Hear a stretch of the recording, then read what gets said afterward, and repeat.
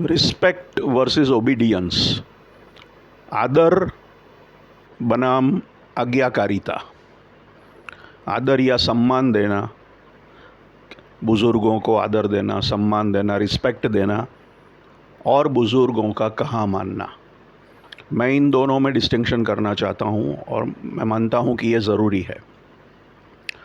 किसी के प्रति आदर दिखाना, आदर की भावना होना अच्छी चीज़ है, अच्छा मूल्य है, अच्छी वैल्यू सिस्टम है। और हम बुज़ुर्गों के पैर छूते हैं, उनके आशीर्वाद लेते हैं, उनके दर्द हो तो पैर दबाते हैं, पानी पिलाते हैं, व्हाटएवर इट इज़, अच्छा बिहेव करते हैं। हमारा लैंग्वेज, हमारा बिहेवियर आदरपूर्ण रहता है, हम उनको रिस्पेक्ट करते हैं, हम कि उनकी इज़्ज़त करते हैं क्योंकि हमसे बड़े हैं, ज़्यादा ज़िंदगी देखी है, ज़्यादा अनुभव है, ज़्यादा कुछ हासिल भी किया होगा, ज़्यादा कुछ झेला भी होगा, सहा भी होगा। तो इज़्ज़त देना, आदर देना सही बात है। लेकिन क्या इसका मतलब आज्ञा मानना भी हो गया? क्या आदर और आज्ञाकारिता एक ही चीज़ है? मैं मानता हूँ ऐसा ज़रूरी नहीं है और उन दोनों के बीच में फ़र्क करना बहुत आवश्यक है। तो आप रिस्पेक्टफुली किसी को ना बोल सकते हो, क्योंकि हो सकता है कि बेसिकली जो हमने बात की है, जैसे एंटरप्रेन्योरशिप, नया उद्योग साहसिकता की बात की कि नया उद्यम या उद्योग चालू करना, नया कारोबार शुरू करना है, तो उसमें रिस्क लेने की बात आएगी। अब रिस्क लेने की बात आएगी तो कई बार जो बुज़ुर्ग होते हैं, सीनियर होते हैं, बड़े होते हैं, वो रिस्क एवर्स होते हैं, वो रिस्क लेना नहीं चाहते और वो आपको मना कर देंगे कि ये मत करो। तो क्या बस वो मना करेंगे इसलिए हम रुक जाएंगे? हम उनका आदर करते हैं, लेकिन क्या ये ज़रूरी है इसलिए उनकी हर बात मानना ज़रूरी है?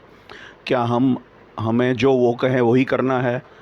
हमें हमारे तरह से जीना नहीं है? हमें हमारी गलतियां करने का हक नहीं है? हमें कुछ नया करने का, डिफरेंट करने का हक नहीं है?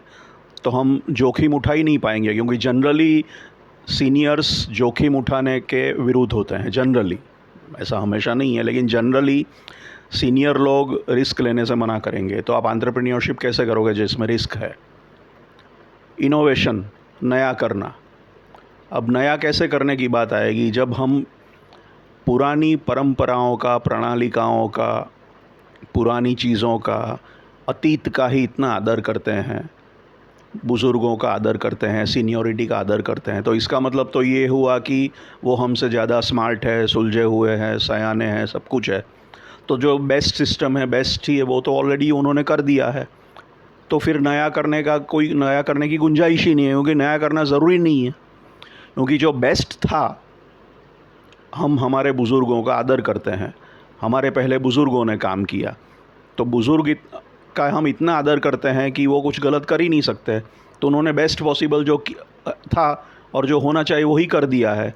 तो हम कौन होते हैं कुछ भी नया करने वाले? हमारी ज़रूरत कैसे हुई फिर? तो इनोवेशन का सवाल ही कहाँ से आता है?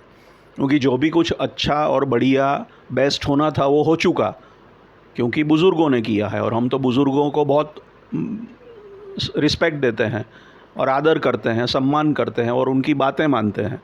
तो फिर हम उनके सामने कैसे जा सकते हैं? क्योंकि इनोवेशन का तो सवाल ही यही है कि आप कुछ अलग, कुछ नया, कुछ हटके करना चाहते हो। क्यों नया हटके करोगे? खाली खाली थोड़ी करोगे। आप कोई भी इनोवेशन या इन्वेंशन तब करते हो जब आपको वो अच्छा और ज़रूरी लगता हो, फालतू नहीं करते हो।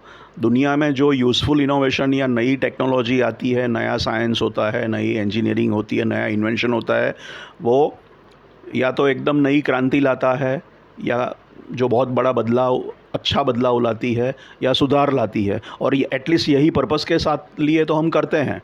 हम खाली शौक़ से थोड़ी करते हैं कि हमको नया कुछ करने में शौक़ है। पुराना ही बेस्ट था, लेकिन हमको बस शौक़ हुआ इसलिए नया करते हैं। तो फिर वो टिकेगा नहीं, चलेगा नहीं। हम नया तभी करते हैं, नई टेक्नोलॉजी या नया चीज़। बिज़नेस में तो ये सामान्य है कि जब भी कुछ नया होता है, उसकी कोई वैल्यू हो तभी वो टिकता है। तो कोई उसकी उसकी कीमत होनी चाहिए, उसका कुछ फ़ायदा होना है, तभी हम करते हैं, तभी दुनिया एक्सेप्ट करेगी, तभी वो चलेगी।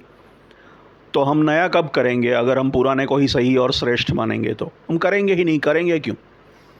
इसीलिए इनोवेशन के लिए वो माइंडसेट ही होना चाहिए कि एक बहुत ज़्यादा आदर और बहुत ज़्यादा ओबीडियंस की फीलिंग होगी, वो बंदा इनोवेट नहीं करेगा, क्योंकि वो सोचेगा ही नहीं, सोच ही नहीं पाएगा, उसको लगेगा क्या ज़रूरत है, सब बेस्ट ही है। तो तो इनोवेशन के अंदर एक प्रकार की थोड़ी क्रांतिकारी विचारधारा है, थोड़ा रिबेलियसनेस है, थोड़ा एक हेल्दी डिसरिस्पेक्ट है अथॉरिटी के प्रति, सीनियोरिटी के प्रति, कि भाई उन्होंने किया ठीक है, लेकिन इसमें गुंजाइश है, इम्प्रूवमेंट की गुंजाइश है, या बिल्कुल नया करने की गुंजाइश है, या कुछ सुधार करने की गुंजाइश है। तभी तो हम कुछ नया करने का सोचेंगे, सोच पाएंगे या करेंगे, वरना जो बेस्ट था वो ऑलरेडी हो चुका है, तो फिर नया की ज़रूरत क्या है, करना ही नहीं चाहिए, वो तो वेस्ट है। जो पहले से था, सालों से था, वही बेस्ट है। और जितना ज़्यादा एक्सपीरियंस उतनी ज़्यादा उसकी अहमियत और वैल्यू। अब ऐसा थोड़ी है कि भाई एक्सपीरियंस एक लीनियर चीज़ है कि 3 साल से 10 साल का एक्सपीरियंस अच्छा, 10 से 30 का अच्छा, 30 से 300 का अच्छा। एक्सपीरियंस का भी डिमिनिशिंग रिटर्न्स आता है।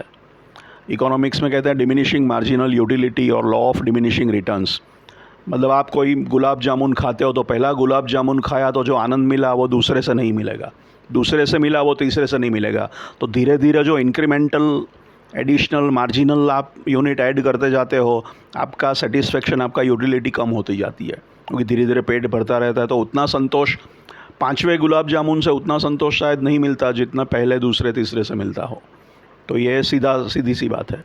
तो एक्सपीरियंस भी एक लेवल के बाद डिमिनिशिंग रिटर्न पे काम करता है। चीज़ों को देख लो, चीज़ें, उम्र, इंसान को उम्र लगती है, चीज़ों को भी उम्र लगती है कि उम्र के बाद चीज़ों की भी एक्सपायरी डेट आती है। दवाई को फेंक देना पड़ता है, एक्सपायर हो गया, उसका इफ़ेक्टिवनेस ख़त्म हो गया। गाड़ी को स्क्रैप करना पड़ता है, चीज़ों को फेंकना पड़ता है, रिपेयर करना पड़ता है, रिपेयर ना हो तो स्क्रैप या जंक करना पड़ता है।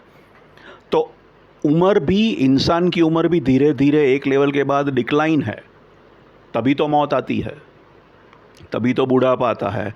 बुढ़ापा मतलब कमज़ोरी, हर किस्म की कमज़ोरी, फिज़िकल कमज़ोरी, मेंटल कमज़ोरी, इमोशनल कमज़ोरी, भूलना, याददाश्त जाना, फिटनेस चली जाना। तो एक लेवल के बाद आदमी का, पीक के बाद एक लेवल के बाद उसकी कैपेबिलिटी धीरे धीरे ख़त्म हो जाती है। उसकी बॉडी, उसका माइंड, उसकी स्ट्रेंथ ऑफ इमोशन, सारी चीज़ें कम होती जाती है, क्षीणता आती जाती है, और धीरे धीरे वो डिक्लाइन और डीके की तरफ जाता है और डेथ होती है। तो जैसे चीज़ों के साथ होता है, इंसान के साथ भी यही होता है। तो ये एज और एक्सपीरियंस एक लेवल के बाद डिक्लाइन की तरफ जा रहा है, क्योंकि एक लेवल के बाद तो वो हमेशा चिर यौवन में तो कोई रहेगा नहीं, उसी पीक पे, उसी एफिशिएंसी पे तो कोई काम नहीं करेगा, घटता ही जाएगा। उम्र बढ़ेगी तो धीरे धीरे देखा ही है आपने, देखा ही होगा।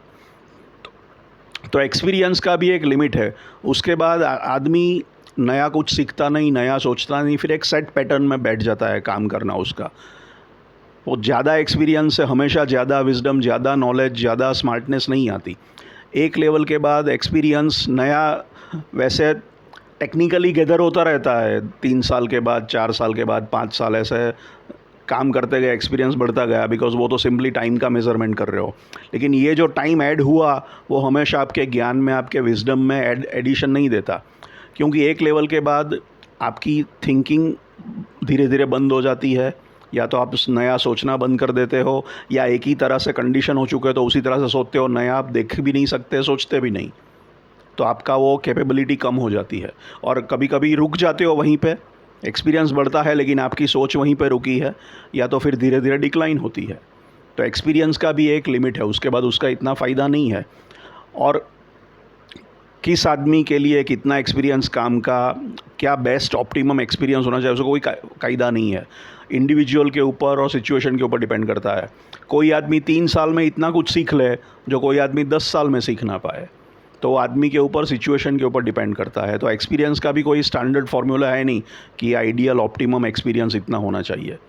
तो एक्सपीरियंस को भी बहुत ज़्यादा वैल्यू देने की ज़रूरत नहीं है, उसका भी वैल्यू है, लेकिन फिर तो यूथ का कोई वैल्यू ही नहीं, साइंस का कोई वैल्यू ही नहीं। साइंस और इंजीनियरिंग पूरा नया करके ही हुआ है। नए साइंटिस्ट सब, साइंस में भी ये देखा गया है कि यंग लोग ज़्यादा आविष्कार करते हैं, इन्वेंशन करते हैं। फिज़िक्स में, थियोरेटिकल फिज़िक्स में तो ये देखा ही गया है, 30 के नीचे की एज में बेस्ट काम होता है थियोरेटिकल फिज़िक्स में। उसके बाद नहीं कर पाते वो लोग, क्योंकि वो मेंटल एक्यूइटी नहीं रहती उतना जो पीक पे जो दिमाग काम करता था वो नहीं होता उनसे। तो और साइंस हमेशा नया करता है, वो पुरानी चीज़ को पकड़ते रखता तो साइंस नया कुछ लाता ही नहीं, नई टेक्नोलॉजी आती ही नहीं, नई इंजीनियरिंग होती नहीं, इन्वेंशन होता ही नहीं। तो साइंस एक्सपीरियंस नहीं देखता, इंजीनियरिंग एक्सपीरियंस नहीं देखता, टेक्नोलॉजी एक्सपीरियंस नहीं देखती, इन्वेंशन इनोवेशन एक्सपीरियंस नहीं देखते। वो फ्यूचर की तरफ देखते हैं, पास्ट की तरफ नहीं देखते।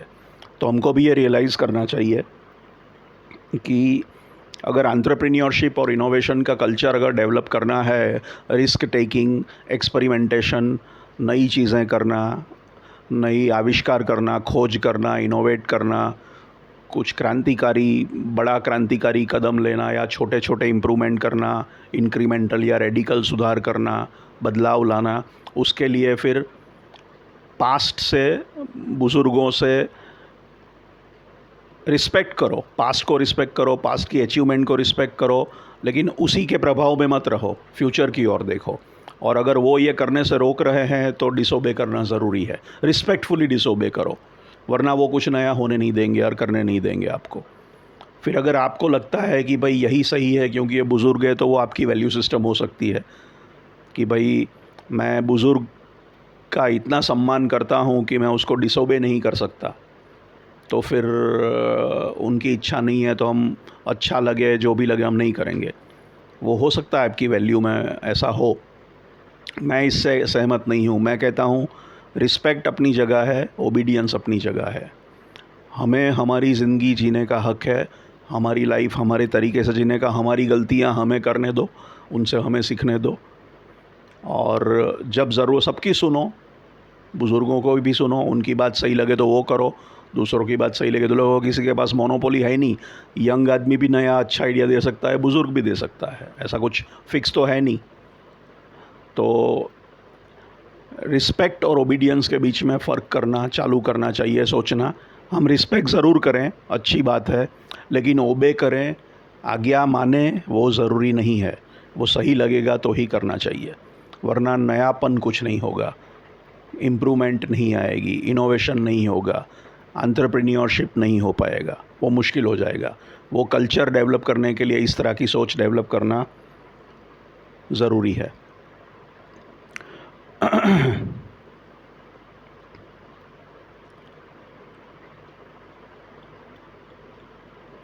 तो ये भी एक निजी वैल्यू सिस्टम के साथ भी जुड़ा है, मूल्यों के साथ भी जुड़ा है।